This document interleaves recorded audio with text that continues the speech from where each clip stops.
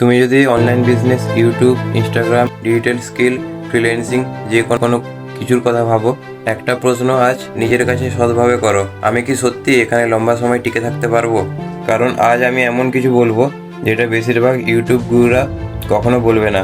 এই ভিডিওটা মোটিভেশন না, এই ভিডিওটা কমফোর্টেবলও না, এই ভিডিওটা ট্রুথফুল। আর তুমি যদি শেষ পর্যন্ত দেখো তাহলে তুমি বুঝবে কেন 90% মানুষ অনলাইনে ব্যর্থ হয়, আর তুমি সেই 10% কিভাবে হতে পারো। অনলাইন জগতে একটা ভয়ঙ্কর মিথ ঘোরে, এই স্কিলটা বেস্ট, এই বিজনেসটাই প্রফিটেবল, আর এই মডেলটাই ফিউচার। কিন্তু আমি একটা কঠিন সত্য বলি, কোনো স্কিলই বেস্ট না, কোনো বিজনেসই ম্যাজিক না, সব কিছু নির্ভর করে একজন মানুষের ওপর।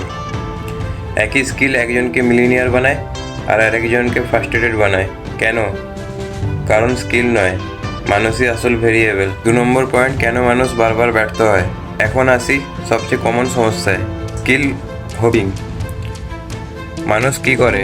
6 মাস ড্রপ শিপিং, তারপর অ্যাফিলিয়েট মার্কেটিং, তারপর ক্রিপ্টো, তারপর ফ্রিল্যান্সিং, তারপর এআই এজেন্সি, কিছুই গভীরে যায় না। ফলাফল কনফিডেন্ট নেই, স্কিল নেই, আর ইনকামও নাই।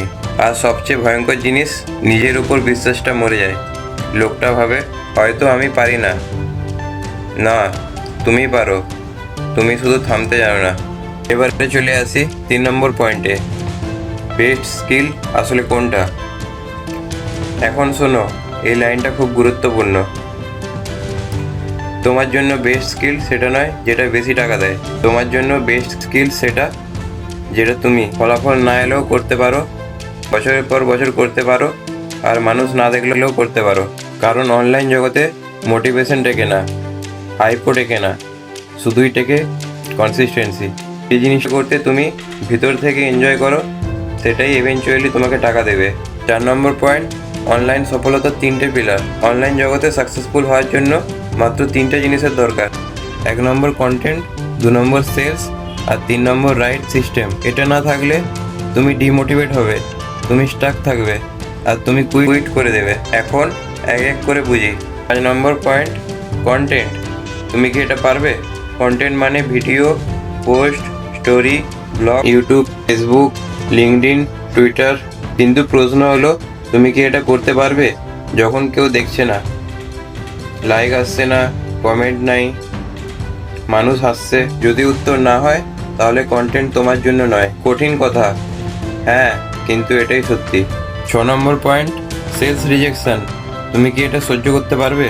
সেলস মানে শুধু টাকা চাওয়া না, সেলস মানে না শোনা, ঘোস্ট হওয়া, সিন করে রেখে দেওয়া। দিনে দিনে তোমার ইগো ভাঙবে যদি তুমি রিজেকশন নিতে না পারো, না শুনে ইমোশনাল হয়ে পড়ো, তাহলে সেলস তোমার জন্য নয়। কিন্তু সেলস যদি পারো তাহলে তোমাকে ফাইন্যান্সিয়ালি ফ্রি করবে। 7 নম্বর পয়েন্ট, সিস্টেম। সিস্টেম মানে automation, delegation, back end process. এখানে তোমাকে কেউ ক্ল্যাপ দেয় না, কেউ হিরো বলে না, কেউ কমেন্ট করে না।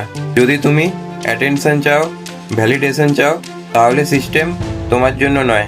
কিন্তু যদি তুমি চুপচাপ কাজ করতে পারো আর স্পটলাইট ছাড়াই গ্রো করতে পারো, তাহলে সিস্টেম তোমাকে স্কেলেবল করবে।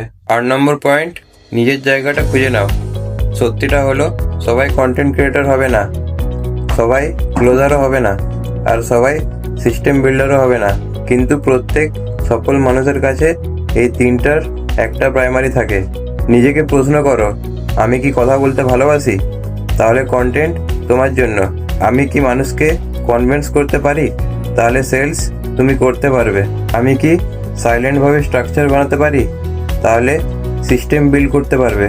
যে কোনো একটা বেছে নাও, বাকি দুটো সময়ের সাথে আসবে। 9 নম্বর পয়েন্ট, সময় লাগে, এটা মেনে নাও।